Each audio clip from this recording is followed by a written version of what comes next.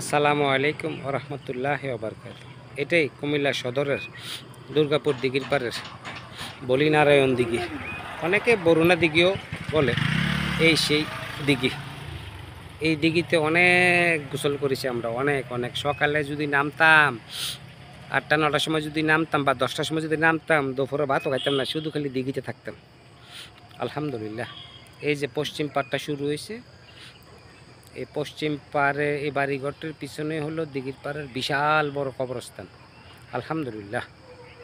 এই যে আমার বরাবর হলো দক্ষিণ পাড়ে আলেকজান্ডার মেমোরিয়াল হাই স্কুল ও কলেজ, কৃষ্ণনগর সরকারি প্রাথমিক বিদ্যালয়, দিঘির পাড় কেন্দ্রীয় জামে মসজিদ ও দিঘির পাড় কেন্দ্রীয় ঈদগাহ ময়দান।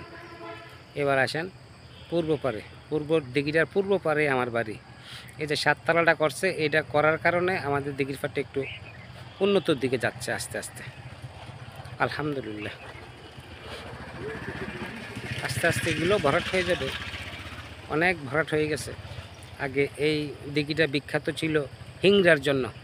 আমরা হিংড়া টয়া খাইতাম, তারপরে শাপলা ফুলও থাকতো মাঝে মধ্যে। আর চাফিলা মাছের জন্য বিখ্যাত ছিল এই দিঘিটা। বিশাল বড় বড় মাছের আয়োজন ছিল দিঘিতে। আলহামদুলিল্লাহ। এই দিঘির পানি এক সময় সবাই খাইতো, পাক করতো। এখন খাওয়া তো দূরের কথা, ফাঁক করতো মানুষের কষ্ট হয়ে যায়। এত ময়লা হয়ে গেছে এখন দিঘির পানিটা। মহান মালিক যেন আমাদের সবাইকে দয়া করে হেদায়েত করে, যারা এই দিঘিটা পানিটা অপরিষ্কার করতেছেন। কারণ জুমার দিনে হাজার হাজার মানুষ এই দিঘির পানিটা মুখে নিয়ে উজু করে, আর আপনারা কিছু মানুষ এই দিঘির পানিটা ময়লা করতেছেন। আল্লাহ যাতে আপনাদেরকে হেদায়েত করে, সাথে আমাকেও যাতে হেদায়েত করে। আসসালামু আলাইকুম ওয়া রাহমাতুল্লাহি ওয়া বারাকাতুহু। ধন্যবাদ সবাইকে।